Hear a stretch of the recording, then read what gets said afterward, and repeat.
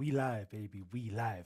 We lit, baby. We lit. Okay, real quickly, I want to do a quick trial show or episode right now, which is the Muhammad versus Muhammad, comparing uh, the Christian historical Muhammad with the Muslim traditional Muhammad. I really want to just do the parallel, just to show you everybody the parallel together. I want to create a proper video, which is like, proper, video pushed out rather than the live stream videos. So I'm just going to practice real quickly. And yeah, so let's actually get to it right now. So let's quickly do it. I've been going through this for a while, but I really want to drown this into people's heads, and hopefully some people will pick this up. So let's quickly go to it. Let me tell you a story of a man in the 6th century who was destined to be a prophet of the Arabian Peninsula. He was a preacher who preached his message throughout Mecca to those who would listen. Gloom and despair was upon him, for he was cast out by his tribe. Fortunately, he was able to convince his followers to emigrate to Abyssinia, where he fostered a wonderful relationship with its Ethiopian king. As he grew in power and status, he was appointed military leader. He would regularly do dawah to persuade the Arabs to make pilgrimage to the Kaaba, but the people turned against him, which finally led him to make an expedition against them in Mecca. His hope from start to finish was to convert the people to his new religion. And who am I talking about? Of course, we're talking about Muhammad. But this story is not the story of the Islamic Prophet Muhammad. No, no, no. This is the story of the Abyssinian Prophet Muhammad, who was a Christian who, conquered, or was with the conquering party of Mecca, who brought this new religion, which was a form of Christianity, a new form of Christianity. Some may even call it a proto-Islam throughout the whole Arabian Peninsula. Okay, so let's quickly go into this. Now, for those of you guys, you should know this thesis by now, that the Christian proto-Muhammad was appropriated into the making of the Islamic Muhammad by the Muslim historiographers. Technically, they're hagiographers as well, but we shall get into this real quickly. So, let's just expand on it a little bit. What's good? What's good? Okay, so the thesis is basically this, that the early Islamic historiographers gathered pre-existing reports and traditions that were floating around, which technically speaking was describing the earlier Christian prophet Muhammad. But anyways, we'll continue. Arbitrarily organizing them into narratives, then from narratives to narratives with chronological sequences.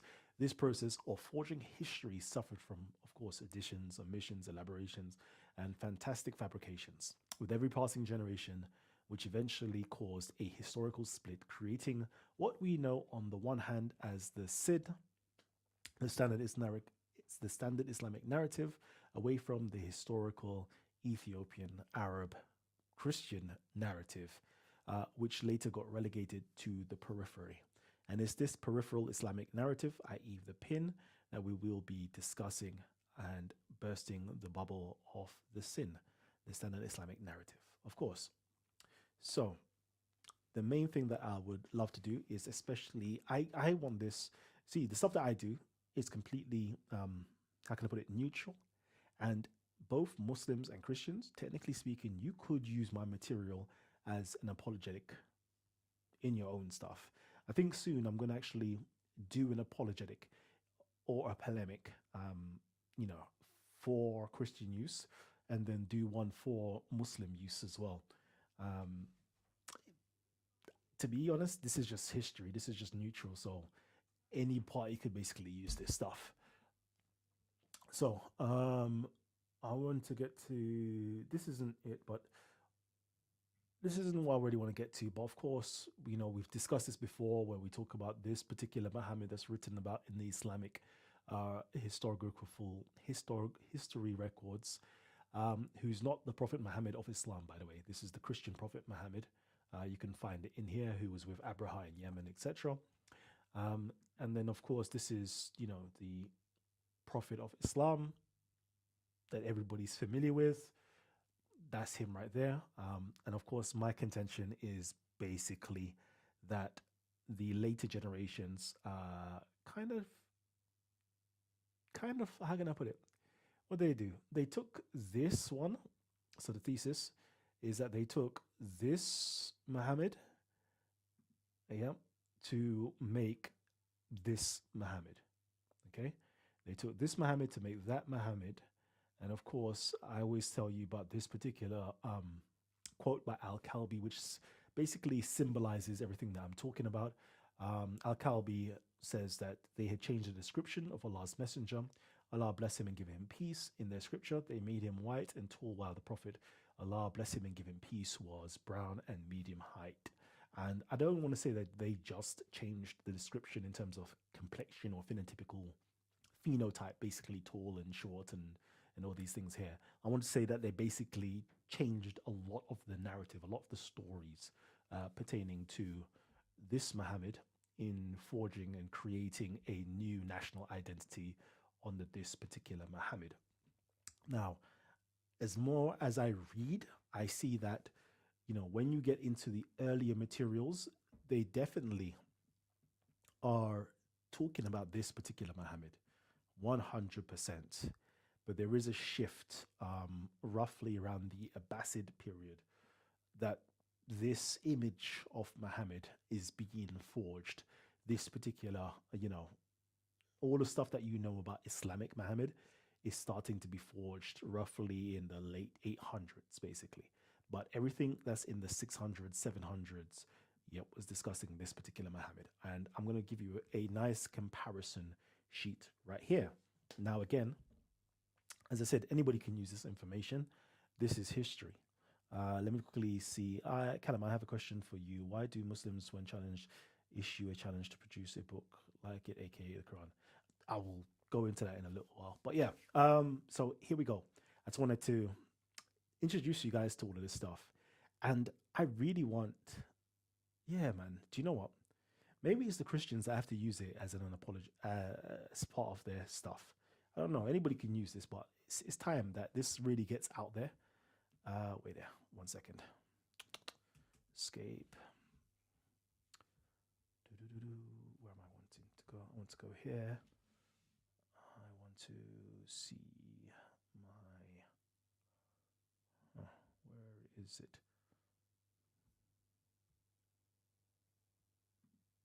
There we go. So, yeah. So over here, I have literally, I have literally 20 different parallels with the Christian Muhammad, with the Islamic Muhammad.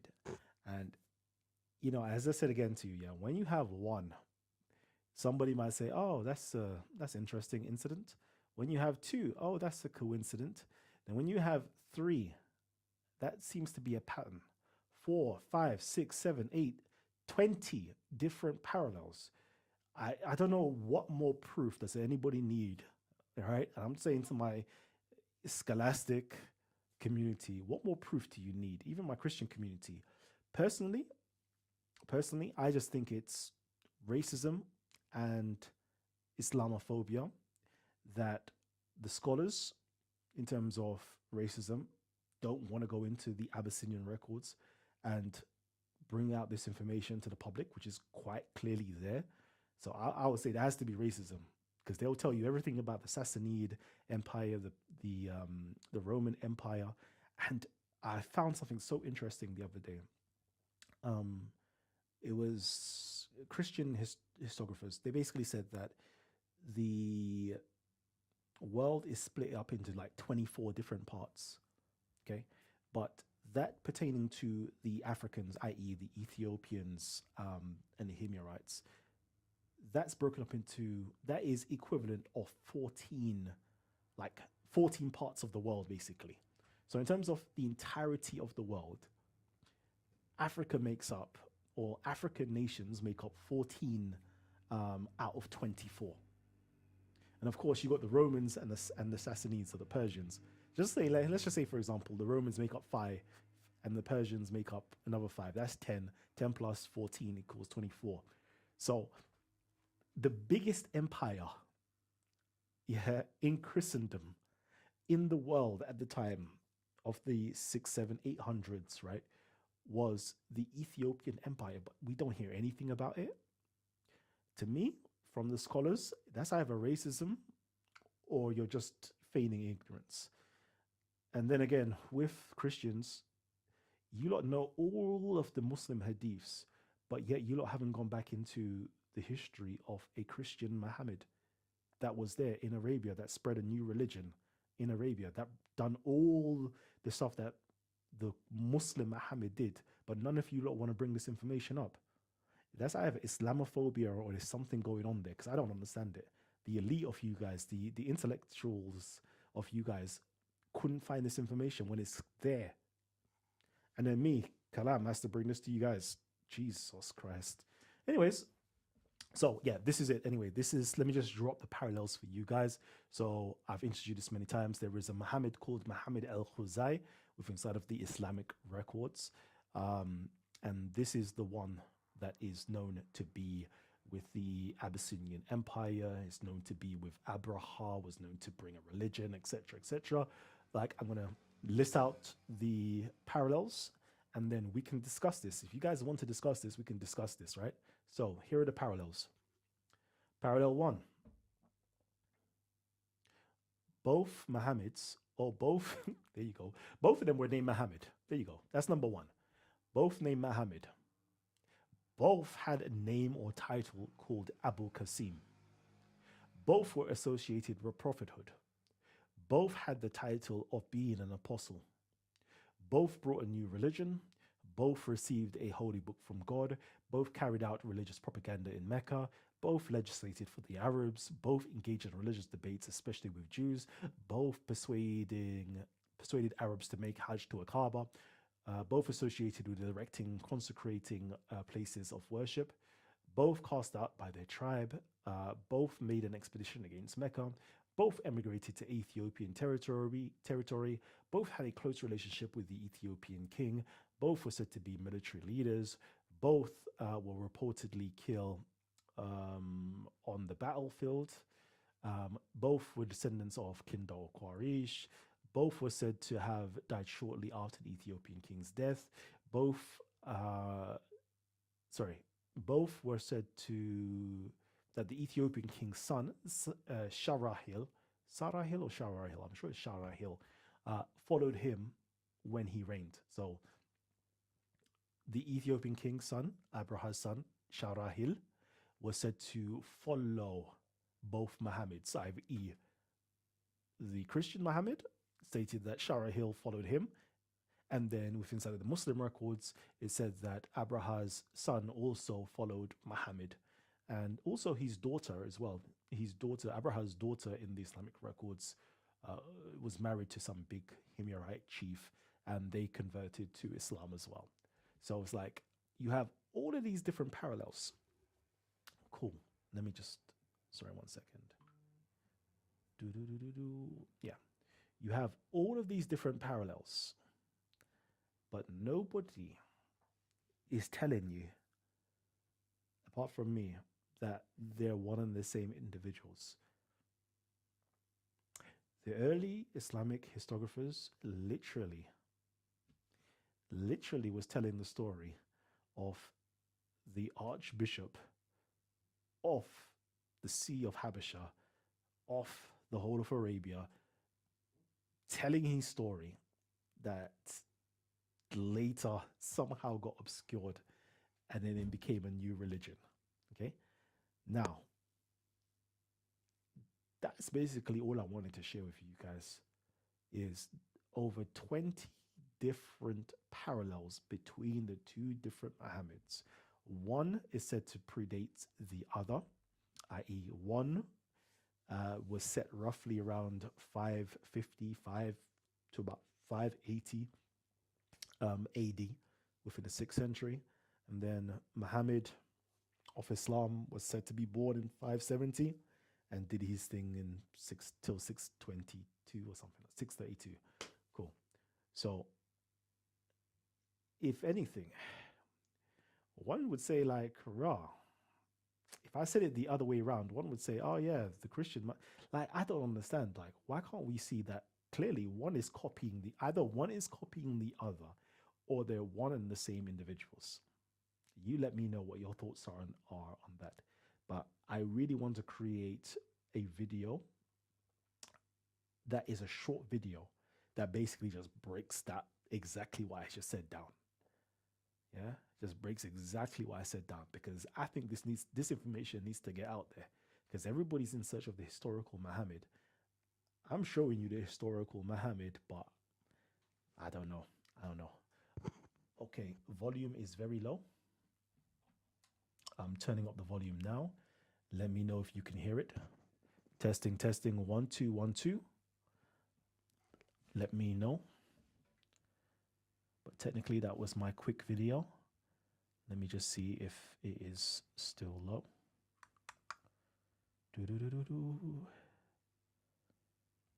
stream discussions. Let's quickly see it. Wow. And imagine, this is the amount of people that's on the live stream. That's weak. A nice comparison. Nice. It sounds quite good. Okay, cool. Anyways, that was the show. Let me quickly see this now. I may have to just clip it from that. So that's roughly about 16, 15 minutes. Anyways, Kalam. Sorry, this is by Jonah. Kalam, I have a question for you. Why do Muslims, when challenged, issue a challenge to produce a book like it, aka the Quran? I know. I think there is some type of verse in the Quran that says something like that. So I guess that's an argumentation that they're choosing to use.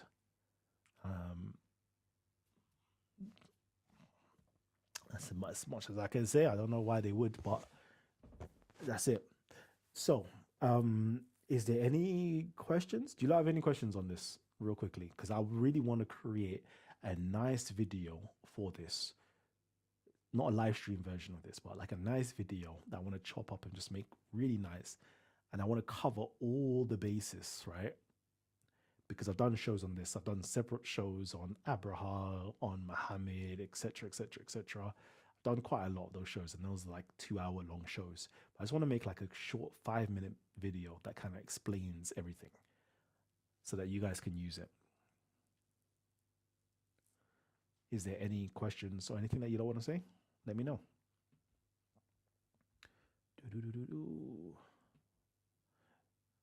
And I haven't actually finished it because I haven't finished it. So things like this, you can find the same name. Imagine, Muhammad, same. Imagine what are the odds in Arabia? There is a prophet during the time of Muhammad that's also called Muhammad. Muhammad's other name is Abu Qasim. And then when you go into the Sabaic inscriptions, right, CIH 501 of the Marib, line 67, you see that the same individual is called Abu Qasim. What are the odds? Actually, no, tell a lie. In Islamic, it's called Abu Qasim, Abu al-Qasim, and within inside of the Sabaic literature, it's called Abu Qasim because they don't have the AL in their stuff. Imagine, what are the odds? What are the odds if it's not one and the same person? Both were called prophets. Can you imagine? What are the odds in Arabia? You have the same thing. They both had the title as apostle. So the green one is in the life and works of Saint Gregorius. That's the Sahih. This is the Islamic. Anything that is not highlighted is from the Islamic records, basically. Both of them were in Mecca. Look at that. He ordered him to carry out propaganda among the people in Mecca. Like, oh my God. Imagine the odds. What are the odds of all of this? But nobody is discussing this. I don't know, man. Sometimes I wonder in life. I just wonder. So yeah, I'm just waiting. If you guys got any questions or any comments that you want to make, please just tag Titans TV, drop them below. I just want to stay on here for another like 5 minutes or so with you guys. Just answer any questions. I really want to make this presentation really, really good for you guys that you lot can actually use as a teaching material. But I need to make sure that it's going to be like banging, and I want it to hit home. So give me some pointers of things that you might want to know. The mic is low. I've just listened back and it sounds pretty cool. It sounds okay. Hold on 1 second. Give me a second. Let me go into it. The mic sounds low. Let's increase the volume on this one. Advanced properties. Let's put that up to about 6. Okay. Testing. Let me know how it sounds now. Is the mic sounding okay? I've increased it by quite a number.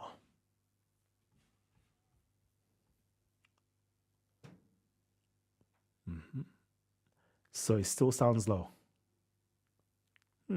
Wow. I've increased it a lot though. But yeah, again, I'm just asking for, questions. Okay, cool. When you come to the park again. So I want to come to the park soon. Even next week, Sunday, if the weather is nice. I would actually come. Let me just double check. That's the 23rd. It should be the 23rd, right? Yeah. If the weather is nice next week, Sunday, I could go. Secretly, I can go. But this is the information. This is the topic that I really want to be talking about when I go to Speaker's Corner. Yeah. As I said, I really wanted to just bring like my little sign with like the two Muhammads and let's discuss history. Let's actually discuss history. Let's discuss Christian history and Islamic history. And to me, it's wild. Like, I'm always thinking to myself, like, why are none of my Christians like talking about this stuff? Like, imagine like what is going on. Imagine you have a group of people that has culturally appropriated one of your saints and made it into a religious figure for their religion and have completely corrupted the image of that person to the point where it's unrecognizable. And nobody's talking about this. Nobody's talking about this. And then you have, again, the famous story of Abraha going into Mecca and breaking up the pagan temples and all these things here with his elephant, blah, blah, blah, blah, blah. Like, you have solid, like, one of the greatest African kings to ever be written about in Greek records, in the Syriac records, in Arabic records, in Sabaic, Ga'iz. Like, he's celebrated as one of the greatest emperors and kings inside of Christendom. But nobody in Christianity is talking about this person but me. Mate.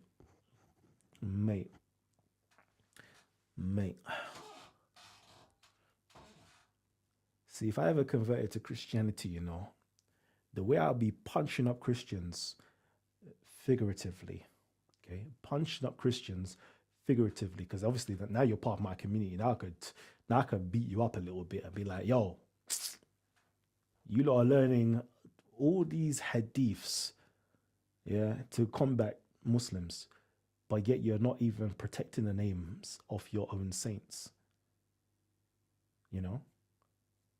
It baffles me at times. Absolutely baffles me. Damn, all rain on Sunday. Jeez, and I can't do that. I don't think black people should be part of any Abrahamic religions. No, see, to be honest with you, I think that people can choose whatever religion they want to be. I don't have no problem with that at all.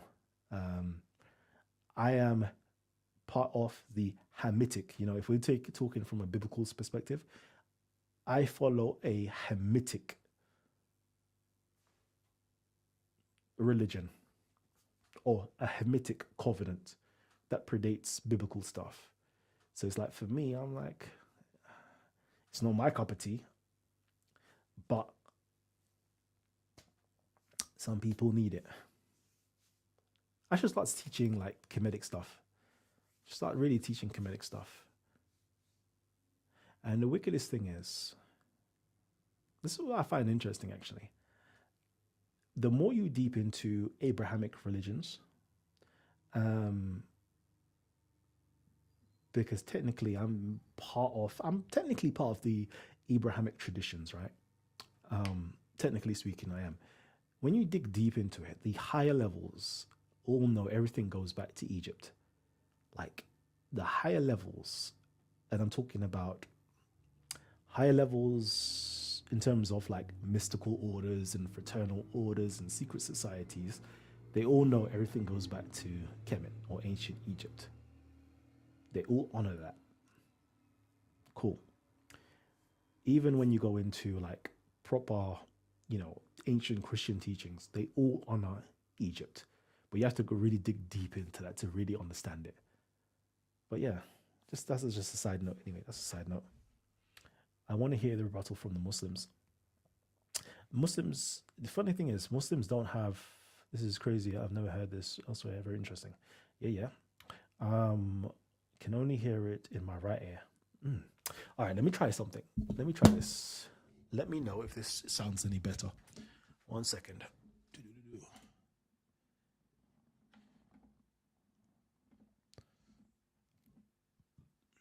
Testing. Testing. 1, 2, 3. How does this sound? I need to move over here now.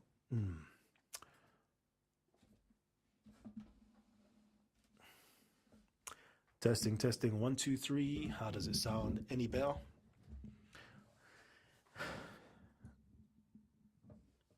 This microphone. Yeah. Much better? Okay, perfect. Let me take this off my head.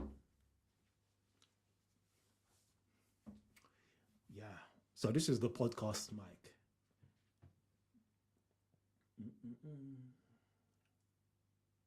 Yeah, you want to hear the? Okay, I was reading that. You want to hear the rebuttal from Muslims?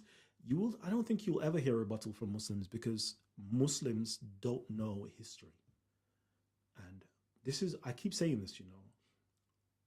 This is why I don't attack Muslims because, technically speaking, I feel sorry for them. I see them as victims, and because they mean well, like 100%. Muslims mean well, and maybe not all Muslims. Okay, that's an exaggeration, but Muslims tend to mean well.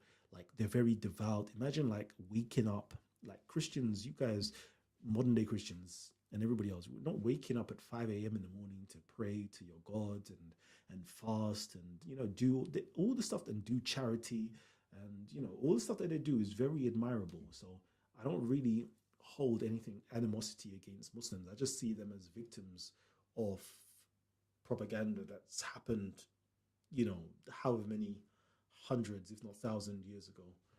And I feel sorry for them because they mean well, but they've been bamboozled and taken amok. And it should be, yeah. And I just think it's for the educated of us to actually educate Muslims as well as Christians. Everybody, like, they should be educated just to think more critically and just learn a bit more of history to know like what has transpired, what has happened, within your religion that makes you think the way you think, and act the way you act, and is this original to what your religion was actually teaching. So most Muslims, they don't know history, and if they do study history, it's not history from a secular perspective. It's still part of the propaganda.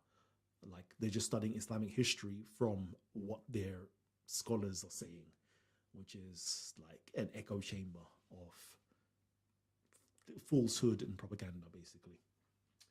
Let's quickly read some more. I'm having a hard time hearing you.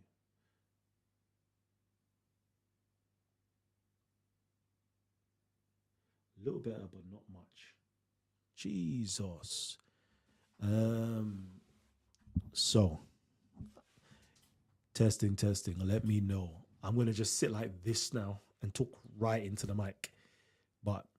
But it's saying like it looks like it should be very, very loud. So I don't understand. It looks like it should be loud. Let's just see. On Sunday, the corner, I got told it will be Screaming in Jahannam in Arabic. Okay. Peace. Black Palace music. Little better, not much. Okay. You need to include lots of sources in any videos. This information is too left field for most people. They will just think you are some Afrocentric Islam hater. Yeah. And technically, the sources are actually there. So as you can see, if you can see right now, I can't even use a pointer. Um, Certain things I just don't even add because you don't need to really add that named Muhammad. Yeah, we know that both are named Muhammad. Cool. So then that's like the names are there. Do we need to source that? No, I don't think we need to source that. Title Abu Qasim. Um, it's there, as you can see in the Sabaik inscription, CIH 541, Sa'ad Ma'arib 5, line 67. So it's sourced. Abu Qasim, again, to me, I left the whole Muhammad ibn Abdullah side kind of empty because most Muslims, they just know this information. I'm like, I don't want to waste my time doing it like that. Associated with prophethood, so I put the quote there. And I think right at the bottom, as I said, yeah, right at the bottom, you'll see that this is going back to Michael Lecker. Banu Salim, title Apostle, I've put it in there, Life and Works of St. Gregentius, page 815. The king received him, and being assured by the letters from the Pope, he embraced him and accepted him as an apostle and a wonder-working man. Brought a new religion. Yeah, fair enough. I haven't actually cited that one. So yeah, it's there. The sources are actually there, to be honest with you. Yeah, but you are right. You are right. It definitely need to be thoroughly sourced. But if we go further down to the bottom, I believe it should have a little something here. So I'm supposed to see, it says there, key, color code, color shaded for sources. So I haven't finished doing everything. So I'm supposed to have a key here and then let you know that if you see a particular color, this is coming from Ibn Ishaq. If you see another color, it's coming from Ibn Sa'd. If you see another color, it's coming from Lekka, etc., etc., etc. I'm supposed to do that. So yeah, thank you. You are right. Ooh, Kramer. That's another source I need to put in there. Cool. Cool. Where are we? Let me.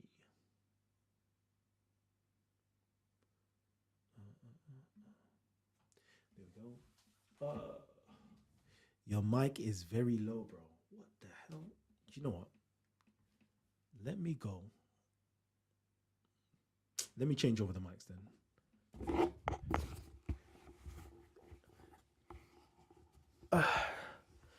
I don't know what to say because every single time. Okay, let me go into Unify. Let's see. Unify. Testing. Stream. 1 2 1 2. Nope. Everything is loud. Testing. Everything is loud. Hold on. Maybe. Where's my OBS?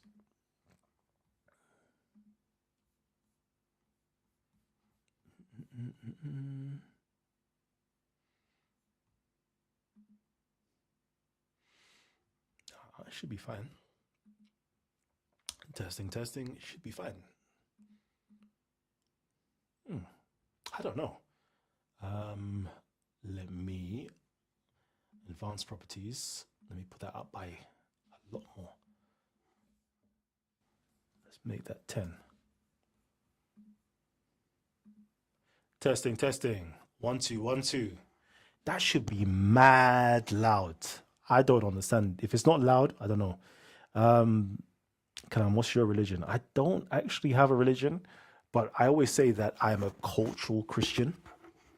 If you was to ask me, because that's kind of like what I was brought up into. But I'm not actually a Christian in like the proper card holding going church person who's been, I'm not that. So I don't have a religion. But in terms of my worldview or my philosophy that I utilize to operate in the world would be Kemetic philosophy or ancient Egyptian philosophy. So that, technically speaking, if I was to call it a religion, that would be my religion, but it's more like a philosophy. So yeah, that would be it.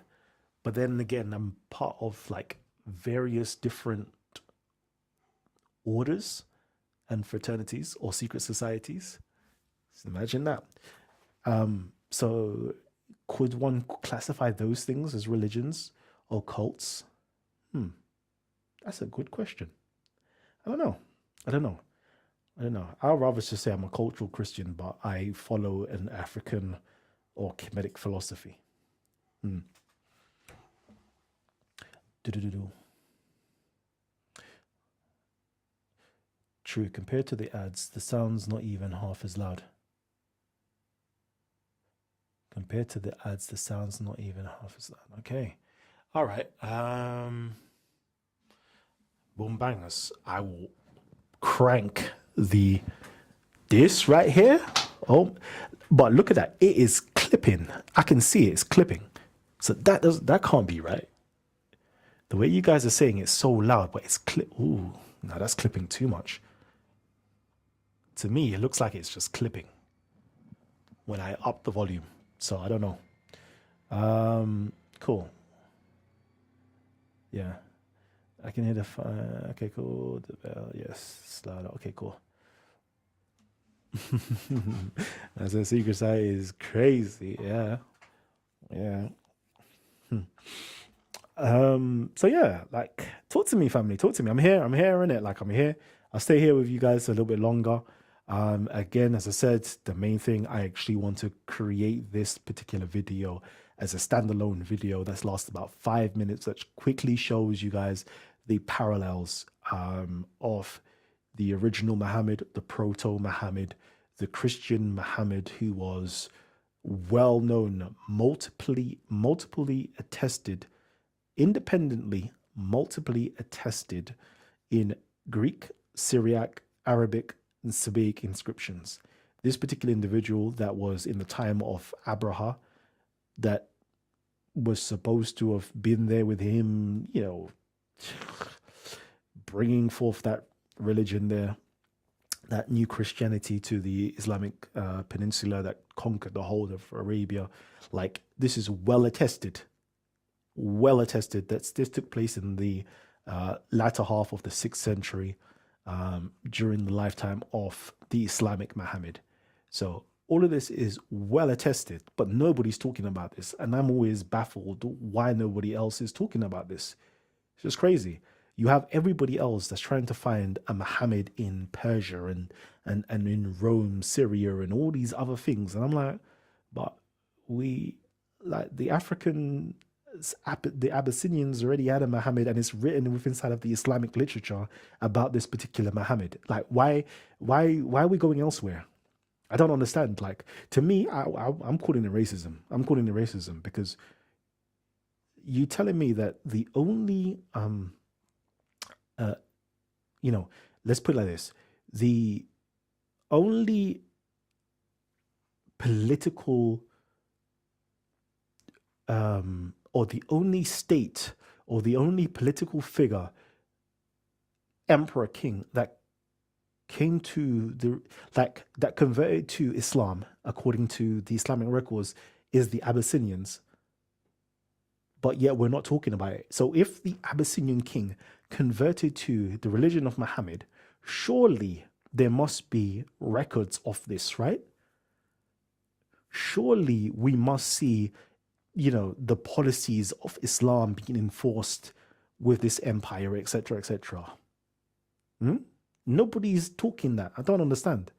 But yet we go into the 6th century with the Christian Muhammad under Abraha, and we see, yes, we can see the political change, the ecclesiastical change, the religious change.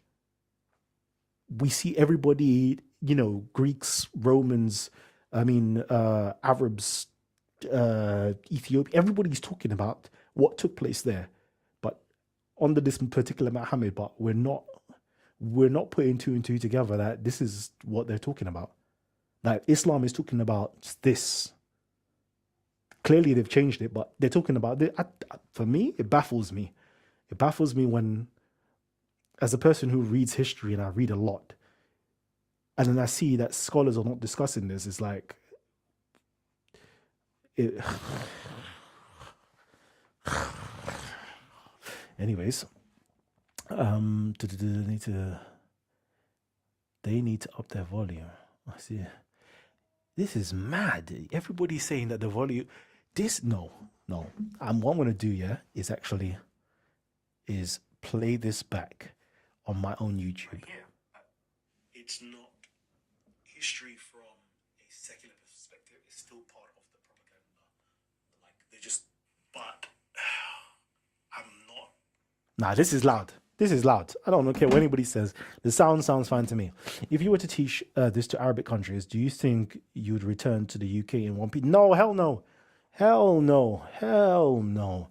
I know most of my videos are like banned, especially in Pakistan. Like my videos, I've had multiple videos banned in Pakistan. So I already know if I teach this, and this is maybe this is the reason why the Western scholars don't teach this stuff. Maybe this is why. I don't know. Maybe this could be the reason why, because they know that they may not live in one piece.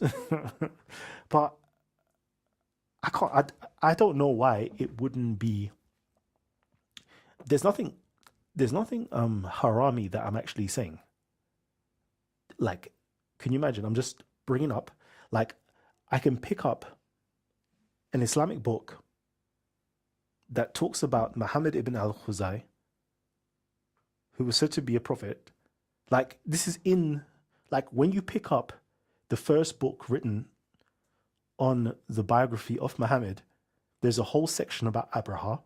There is a whole section about this particular Muhammad. So what I'm saying is not controversial. It's just not being mainstream, but it's there in their books. Like, they didn't hide it. You know, it's not like I'm creating, you know, if like I was making something up and then, you know, whatever. No, this is there. This is there. This is history. They've already allowed the archaeologists to go into Yemen to dig up Abraha's inscriptions already. So everything that I'm saying is actually there for everybody to see. It's just that nobody is compiling it and putting it together and putting it out for the mainstream audience. And obviously just me, I'm just talking about it, but it needs to be taken up by scholars and Christians and everybody else. Let me quickly read some of this. He is Yemeni. Yeah, he was known as the ruler of Yemen. But he's said to be of Abyssinian, well, technically Abyssinian, Yemen. I would say they're synonymous with one another, to be honest with you. I always thought that the Prophet was an actual Ethiopian and Bilal was his real uncle. I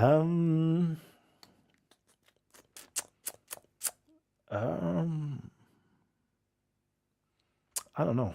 Okay, so I don't know. I can't find Bilal in terms of history, in terms of like, is there an inscription about Bilal and is he talked about outside? I haven't found anything like that to know. But in terms of the Prophet of Islam, if you go into his Sirah literature and if you go into his, family tree, there is Abyssinian, there is an Abyssinian ancestry in there. So you can find that. Yeah, if you really wanted to.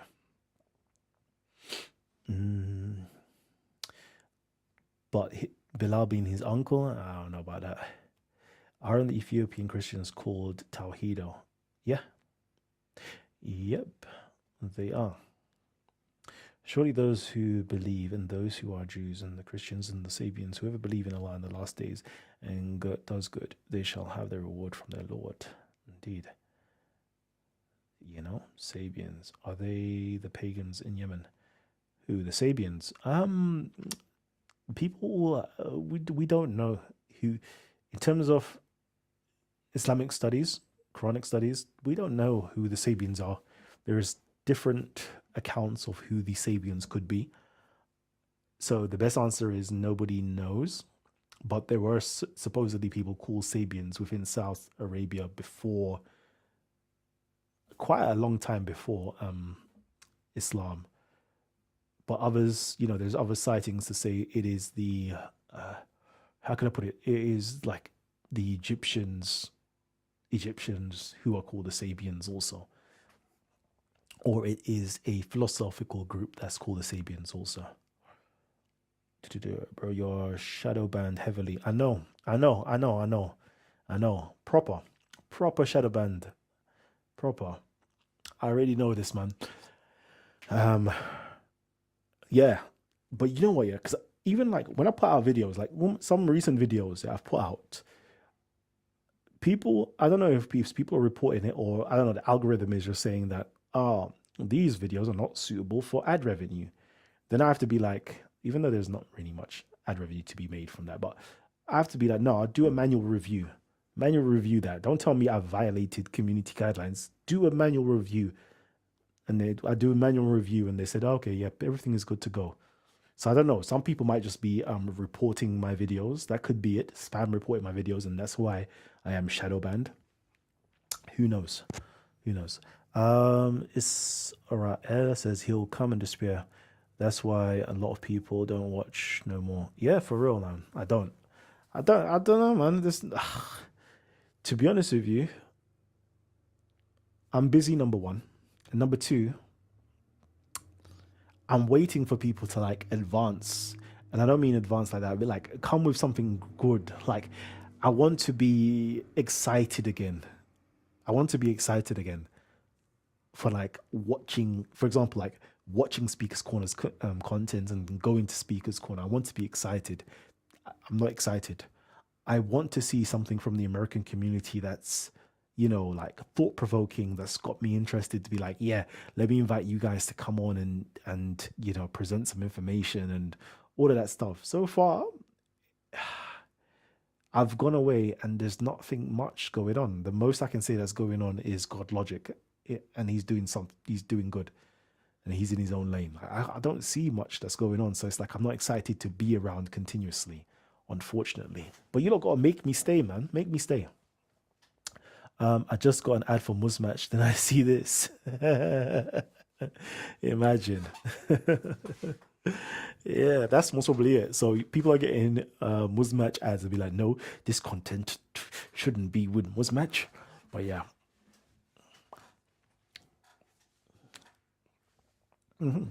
So let me think of argumentation. So like ask your Muslim friends. No. Okay, let me think. Can I can do a polemic against Muslims or an apologetic for Muslims. Because one could say an apologetic for Muslims could be this. Like a Muslim using, for example, if a Muslim was to use my material, be like, listen, our Prophet Muhammad sallallahu alaihi wasallam, hold on, Gabs. Our Prophet is early attested. You can find him in inscriptions. You can find him written about from various different nations, etc., etc., etc. Like you could use this material to say, yeah, look, my prophet is real. Then Christians, for example, as a polemic, would be like, you Muslims are just copying, just hijacked one of our Christian, saints, basically. You've hijacked a Christian saint to create your own religion. One could do that. One could literally could do that, depending on how you wanna debate with people. Um, yeah, he seems like he seems like a very cool guy. So yeah, man. I want to know, how would you guys use this information? How would you guys use this information? That's what I want to know. I've literally just shown you that there are 20 parallels between the proto Muhammad, the first Muhammad, that was around 550 to 580 AD, definitely attested during that time period. He could have even gone on much later on. And then you've got the Muhammad of Islam, who's supposedly around from 570 AD.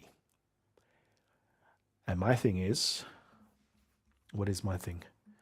My thing is that the Christian proto Muhammad was appropriated, i.e. taken and used in the making of the Islamic Muhammad.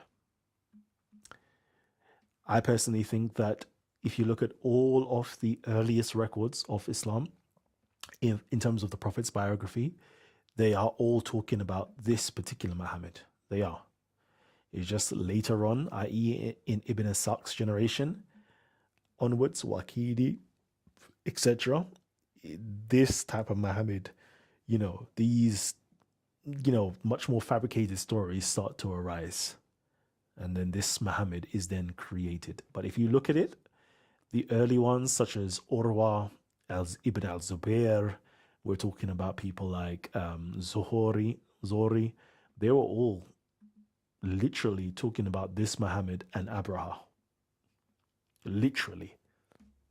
Then later on, that story got obscured and perverted, and then Abraha became the villain, and this Muhammad's, basically split into this one. Then this Muhammad basically split, and then he was assigned to a time prior to this Muhammad.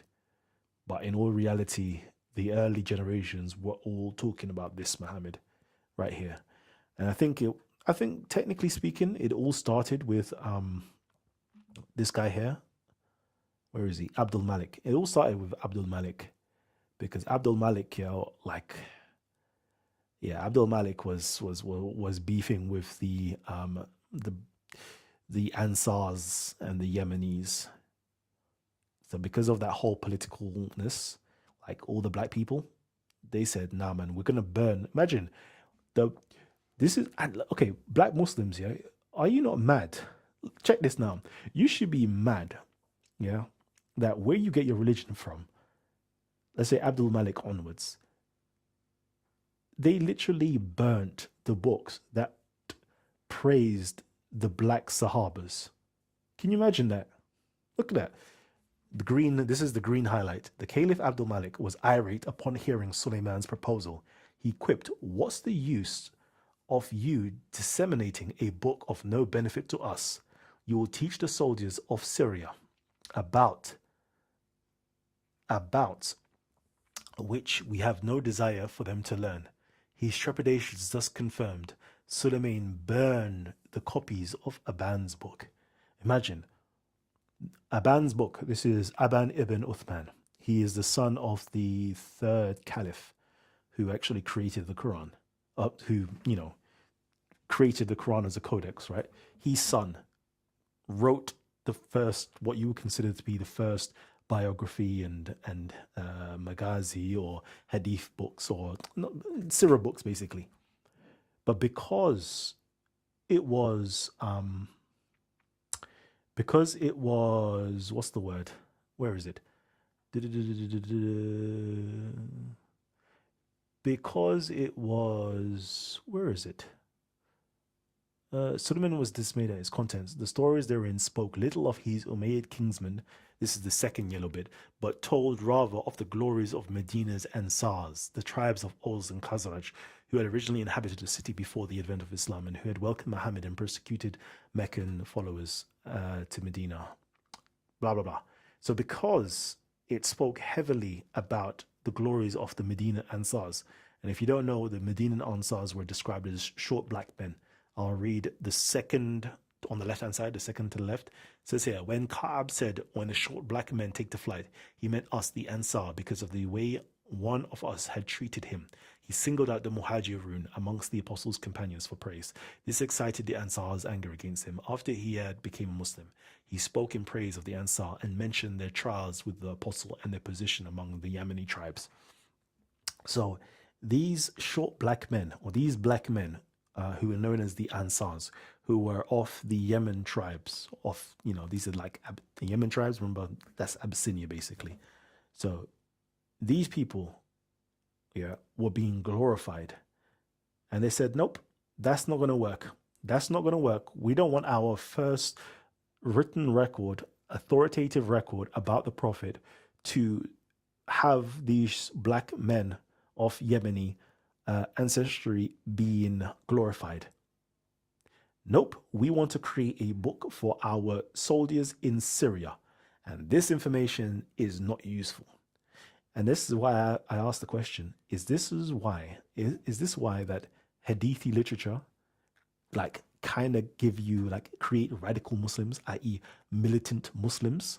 Because the whole intention of Abdul Malik was for there to be a record, or the first biography should be heavily, or should be directed towards his soldiers in Syria.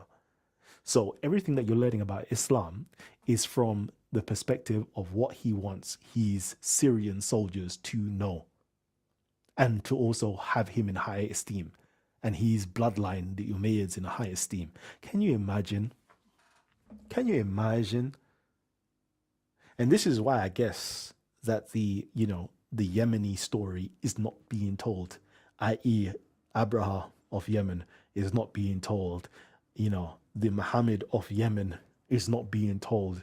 They said, nope, let's translocate Muhammad to not being of Yemen, but being all the way up into this place called Mecca.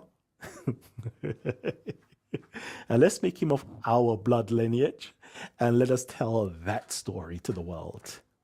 Imagination. And you know what people did? They actually took the what's his name, Abdullah ibn Zubair.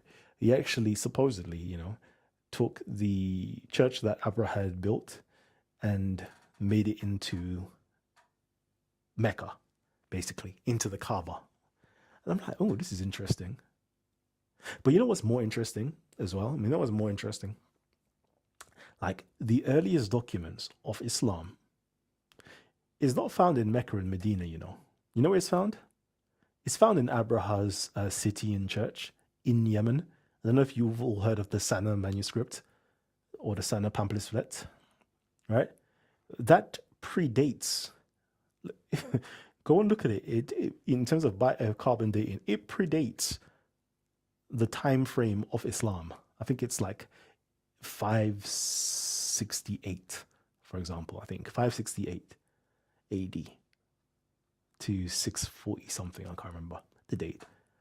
And one has to ask the question, like, okay, so if the earliest Islamic literature goes back to Abraha's church in Abraha's city, and then Abraha supposedly had a Muhammad that predates, that goes back to like 550 to 580, and there is documents that's dating to that time period, and we can clearly see that the literature that's found, i.e. Surah 19, is Christianity. It's just straight Christianity. Surah 18 is straight Christianity. The only story, you can only find these stories in Christianity. It's very niche stories, talking about Dulkanen, the one with the two horns, being Alexander the Great. This is like Ethiopian Christianity and Syrian Christianity are the only two people that, Christian forms that have these talks. Sleepers of Ephesus coming from Syria. Like, And then you can find that also that, the earliest Abraha's inscriptions all align. Oh, sorry, no. The scholars say that Abraha, funnily enough, what is written in Abraha's inscriptions, we can find in the Quran, i.e. the Muslims' Quran. It's like, But none of the scholars, or none of the Dawah people or the apologetics people are putting two and two together to be like, there was a Muhammad, a Christian Muhammad that was in Yemen that spread a new religion that done all the things that Muhammad of Islam did. Like, nobody's putting two and two together. To me, it baffles me. But anyways, let me actually read some of this comments down here. This is why I'm going to. Oh no, where is this? Okay. Was he in? Okay, let me go all the way up to read some of your questions or comments. Is he Yemeni? Yeah, he's Yemeni. R&D Ethiopian Christian. Okay, I've done that already. Say, okay, done that. Where can I get the translation for CIH? Oh, okay. Let me show you where you can get the translation for CIH. 1 second.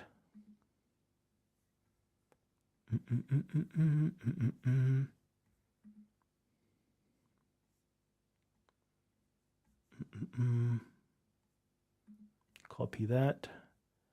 So you just asked, and that is the link to get the CIH 541, and it will have 2 different translations, and there are more translations, but yeah, there you go. Let's quickly dials to 7-1, who asked that question. He was an Arianist Christian. Nope, he was not an Arianist Christian. Did you show what Al-Jahiz says about Abraha? I haven't in this one, but yeah, Al-Jahiz basically says he surpassed all mortal creatures, basically. he surpassed all immortal creatures. Basically, he was just rating him, man. I don't even know. I can't even remember. I'll have to go into it. I don't even want to do that right now. I'm mad as hell from the inside of me. Why? Lower die. Why are you mad? This is why I'm going back to African spirituality. Black people are just looked down upon everywhere else, sadly. Unfortunately. I'm going to reveal the truth. Muhammad is Tutankhamun, who is Ramesses I, who is Joshua or Jesus. Nah, Kwesi, I don't know, man. You're going wild with that one. All black men in Yemen are not Abyssinians. Yep, you're right. All black men in Yemen are not Abyssinians. We're talking about ancient, during this time period, 6th century.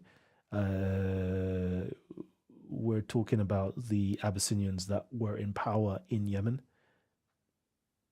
who were described as black men. Yeah. There are many West Africans who were taken to Yemen. What time frame?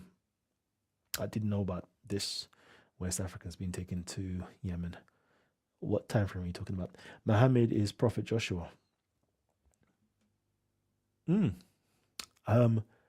Somebody was talking about this, actually. I was watching Gabriel Said Reynolds with somebody else, I can't remember, and they said something like that. Not that, but he was patterned after Joshua a little bit in the storytelling.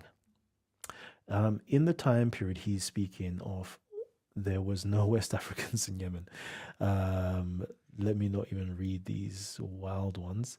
When did the Arabic slave trade take place? The Arabic slave trade take place? Oh, he's asking him.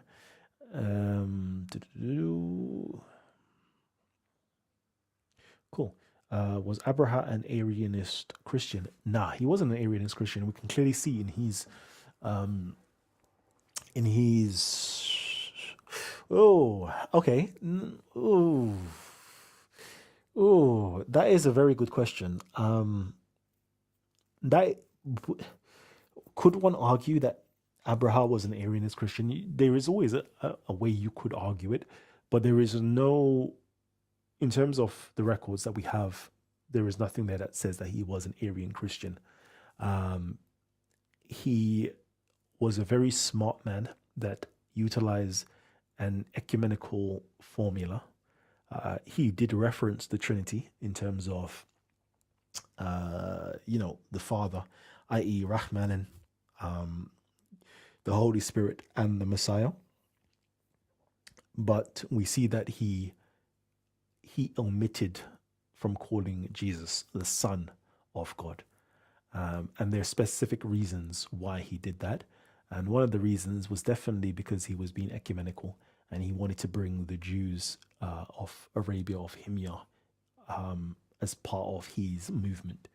And they wouldn't, technically speaking, they literally were killing Christians in the 520s, 520, 525s, because Christians would not denounce that Jesus was Allah or Rahman, and they wouldn't denounce that him being the Son of God neither. So, which led to a whole massacre. Okay, and this is called the martyrdom of Najran. If you wanted to go and research that, go and research that. So when he took over, he realized that I need to bring everybody in my empire together. And we can see this Christological issue that was there between the Christians the Byzantine Christians, i.e., the Chalcedonian Christians and the anti-Chalcedonian Christians, they were having a big beef with that. And then the Jews were beefing a certain form of Christians with that too. So he said, you know what? How do I bring everybody together? Let's create something that everybody could get behind. And that's exactly what he did. He created a religion along with Muhammad that was ecumenical, that brought everybody together, and that did not say that Jesus was the Son of God, because that caused problems with the Jews. And we can also see that he brought in Syrian elements as well. And he created his own, how can I put it? You see how Henry VIII basically broke from Catholicism and created the Anglican Church? That's exactly what Abraha did.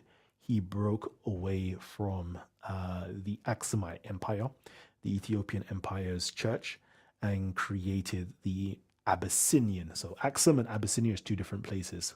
Aksum is on mainland Africa. Abyssinia is in South Arabia. And he created the Abyssinian church, basically, which was, the Abyssinian church, basically. Oh, let's quickly read some more. Are you going to talk about Allah's daughter? No, I'm not. It would be many East Africans who were taken.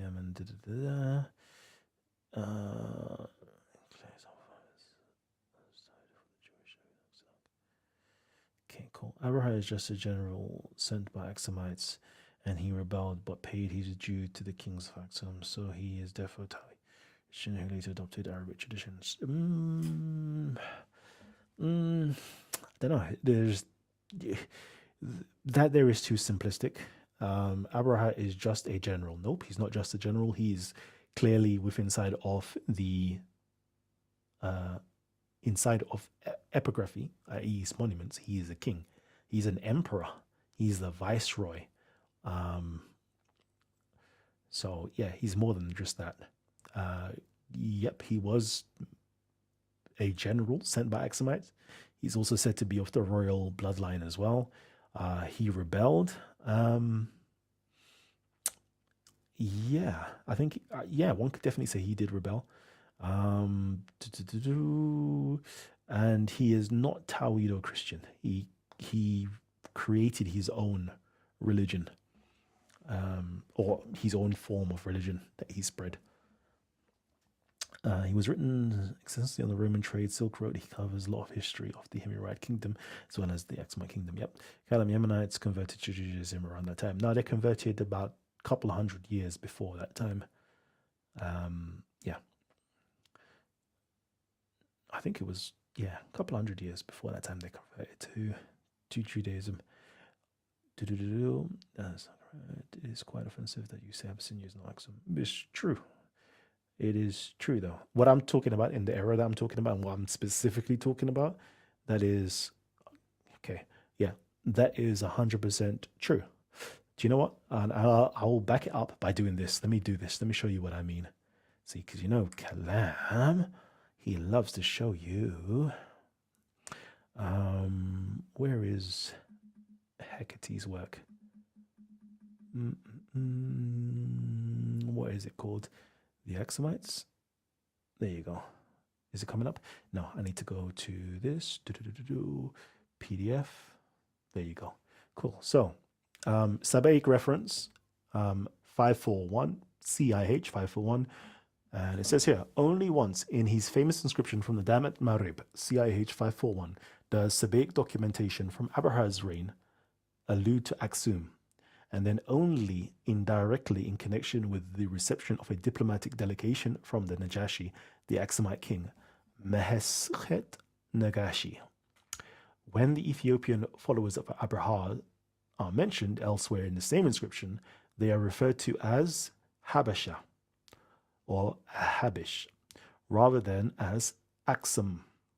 Thus, in one passage, Abraha's armed forces are said to have been compromised of both Ethiopians and Himyarites by the thousands. So yeah, as you can see there, right, there was a distinction there was a distinction. The Axumites, okay, the Axumites, you could say that they're Habesha, but in terms of the empire, the city of Aksum and its empire, right, they're called the Axumites on mainland Africa.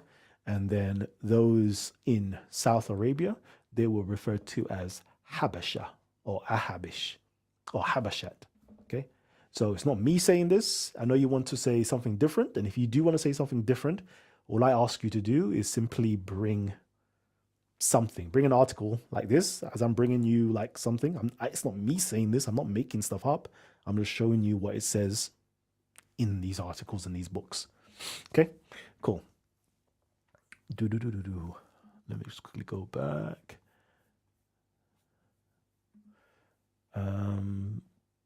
To make me follow him, he had to go into the Jewish. Okay, cool.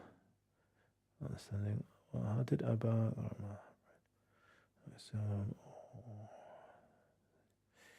I don't see Al-Khuzai mentioned in.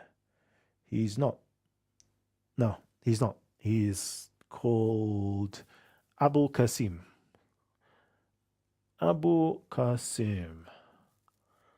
Or Qasim Abu, if you go into it. Which basically means Christian priest. It's a title. Abyssinia is the Latin adaptation of the word Habesha, which is an Ethiopian ethnic group. Yeah, cool. Habesha is a region of Yemen, if I'm not mistaken. Yep, it is. Habesha is the name of an ethnic group. Aksum is an empire. Yep, but Habesha is also the name. It's the name of Abraha's empire also. Just Google who are the Habesha. But where did it? Okay, cool. So yeah, actually, I think it says that the name Habesha actually comes from Egypt. I think it basically means the bearded ones. The name Habesha. Yeah. All right. Cool. Right about now, I actually have to go. The man them are calling me. They're saying, "Yo, Carl, what you saying? You're jumping on the war zone. Rebirth Island resurgence, Call of Duty is calling to say we need to get our reps in before Verdansk drops. You saying who's jumping on Verdansk?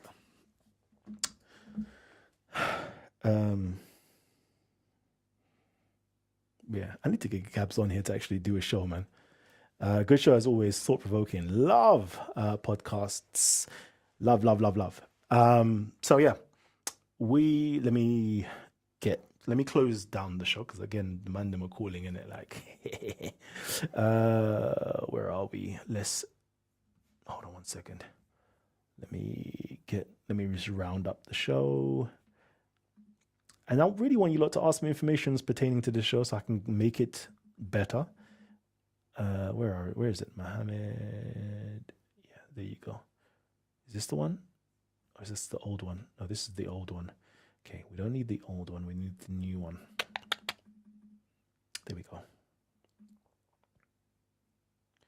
What's this PDF? Oh, the Ikra. Let me just see. What have I got here?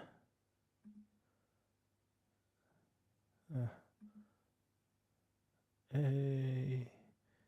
Imagine, look at this. This is Sabaic Dictionary. Wow, look at this. There was a priest. So this is the translation that you will get. There was a priest, the abbot of his ministry. Blah, blah, blah. Anyways. Cool. So yeah, we basically broke down earlier on. Rounding up the show, I really wanted to I'm going to do a proper video that just has this as a standalone video that should be about 5 minutes long that basically breaks down the thesis. That basically breaks down the main thesis that the Christian Muhammad was appropriated into the making of the Islamic Muhammad. And of course, I'm just simply telling you that what happened in the making was like when historiographers gathered pre-existing reports and traditions that were floating around Arabia about the earlier Muhammad and arbitrarily organized them into narratives and from narratives to narratives with chronological sequences. This process of forging history suffered from additions, omissions, elaborations, fabrications with every passing generation, which eventually caused a historical split, creating what we know on the one hand as the standard Islamic narrative, away from the historical Ethiopic Arabic Christian narrative, which later got relegated to the periphery, which I call the PIN, which is the pin that will burst a bubble in the sin. Okay. So that is basically the thesis right there. And this Muhammad ibn al-Khuzai, that is known in the Islamic records, inside of the Syriac records, he is known as he's anonymous. There's no name given to him, but he is referred to as the uncanonically elected bishop, okay, of the See of Habasha. So, that's how he's known as. In other records, he's known as Saint Gregentius or Saint Georgius, and so forth. Various different places call him various different names. And then we did the comparison to show you that if you go into certain records, the parallels, both are called Muhammad, both have the title called Abu Qasim, which Abu Qasim basically means the chief priest or the high priest. Both were associated with prophethood, both were apostles, both brought a new religion, both received a book from God, carried out religious propaganda in Mecca, legislated for the Arabs, engaged in religious debates, especially with Jews, persuading Arabs to make a Hajj to a Kaaba, associated with erecting and consecrating places of worship, cast out by their tribes, made an expedition against Mecca. All of them, they did this basically. Emigrated to Ethiopian territory, had close relationship with an Ethiopian king, was a military leader, reportedly killed on the battlefield, said to have died shortly after the Ethiopian king's death. The Ethiopian king's son Sharahil followed both of them supposedly when he reigned, which is interesting.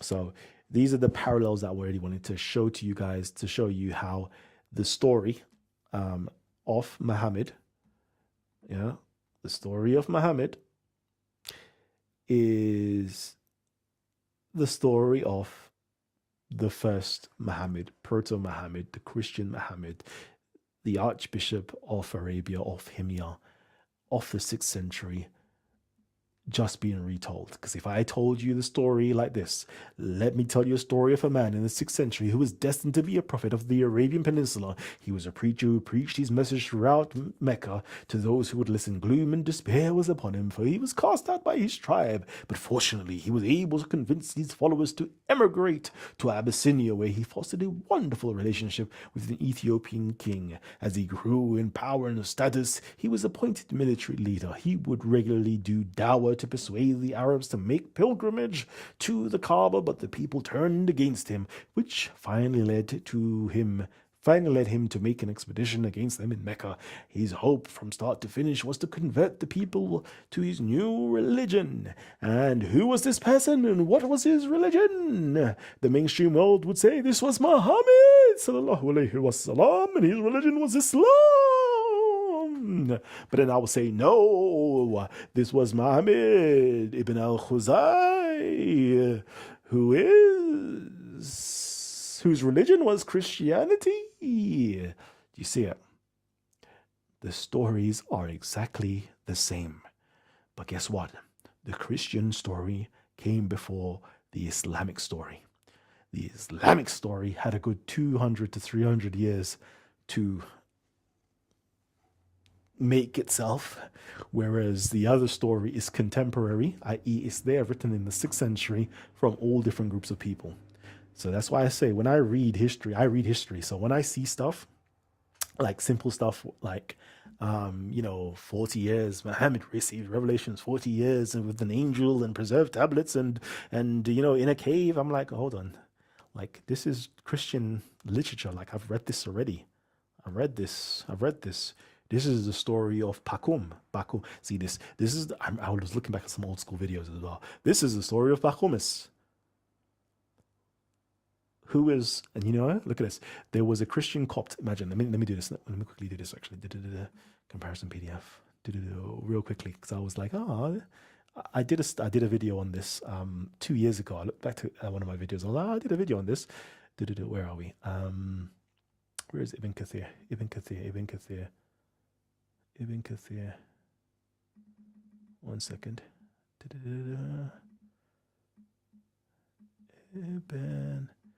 Ibn, where are you, Ibn? Oh, okay, let me go to home, and then Kathir is right here. It should be volume 1, hopefully. Yeah, cool. Look at this. Al-Umawi. Yeah, Al-Umawi said the ship. So this is the whole building of the Kaaba, rebuilding the Kaaba. It says here, Al-Umawi said, the ship belonged to the Emperor of Byzantium and was carrying building materials, marble, wood, and metal. The Emperor had sent this off with Bakum, the Byzantine, for the church the Persians had burnt, belonging to the Abyssinians. When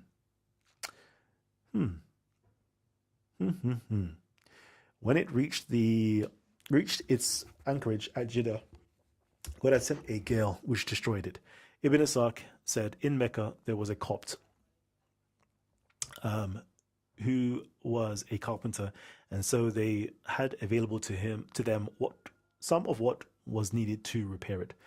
Okay, so basically this is a story of like building the Kaaba, and the materials used was from the I love it, it was from the Byzantine emperor that was going towards the Abyssinian church.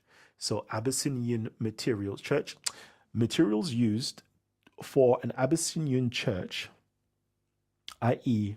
the marble, the wood, and the metal, etc., was all used for the Kaaba, and was all built by a Christian Egyptian Copt who was an architect and a carpenter.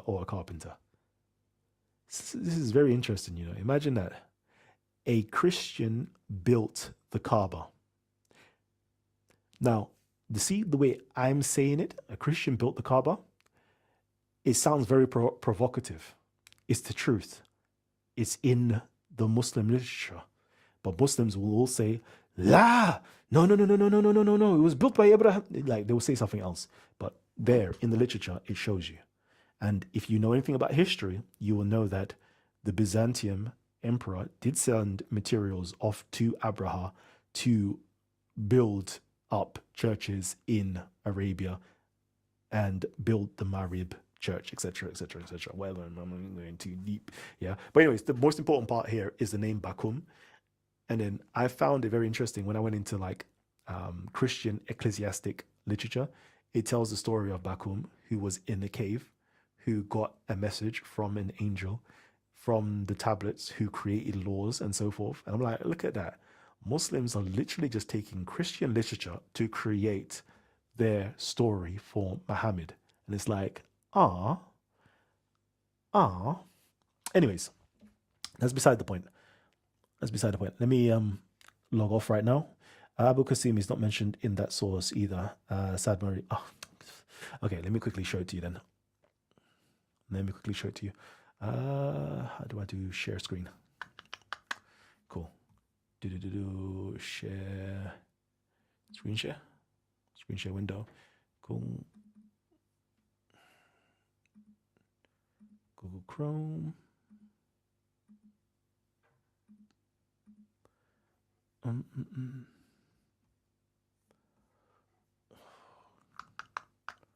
Why are we not doing it?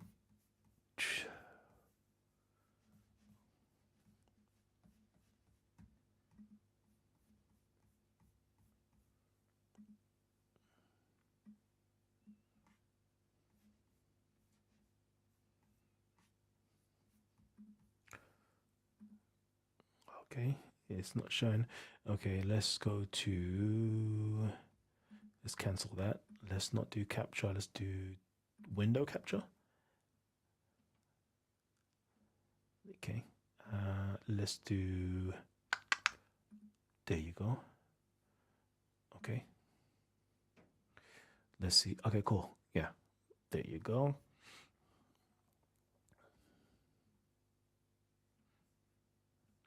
Okay, I'll click onto it.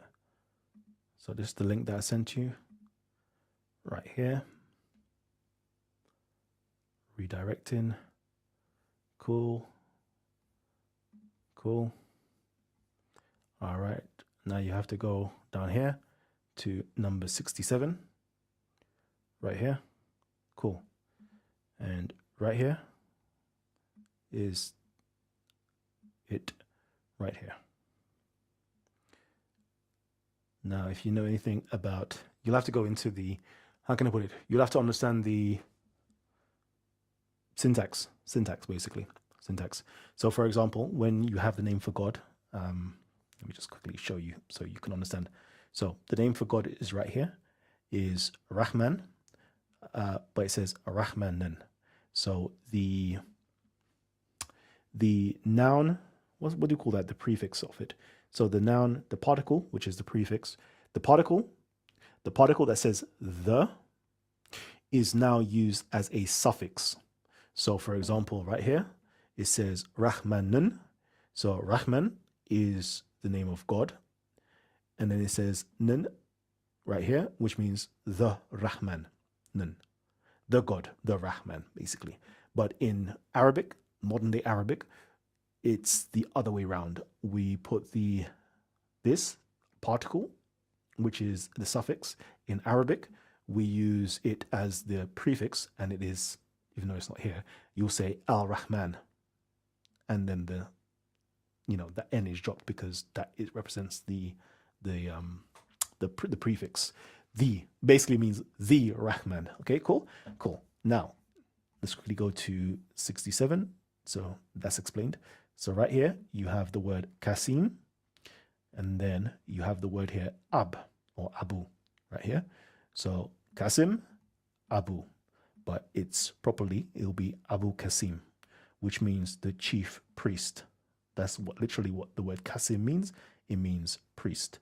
And then let's quickly, I should have, from the Arabic dictionary, there you go. You have the word Abu. Where's Kasim? Did I not put the Kasim here? No, I don't think I have. Kasim, no, I don't think I have. I'll have to go into produce.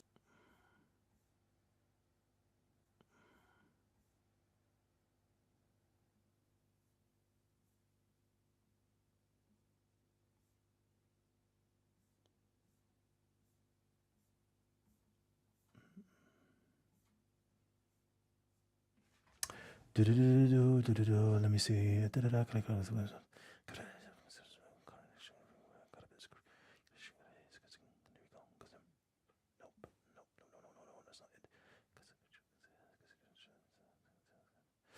There you go.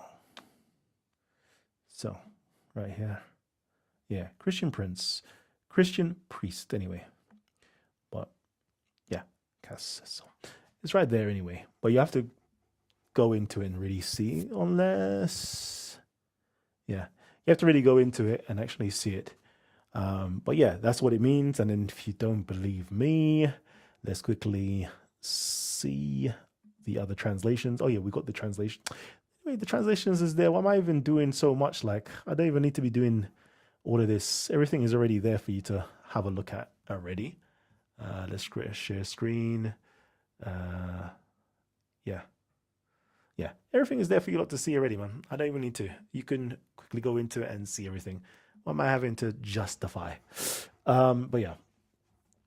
Let's quickly go here. Back to life. Back to reality. Where's the YouTube bit? Okay, cool. I was just signing out. Where are we? There we are. Cool.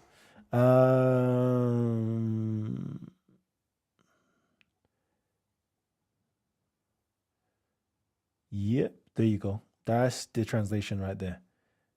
There you go. There you go. Cool.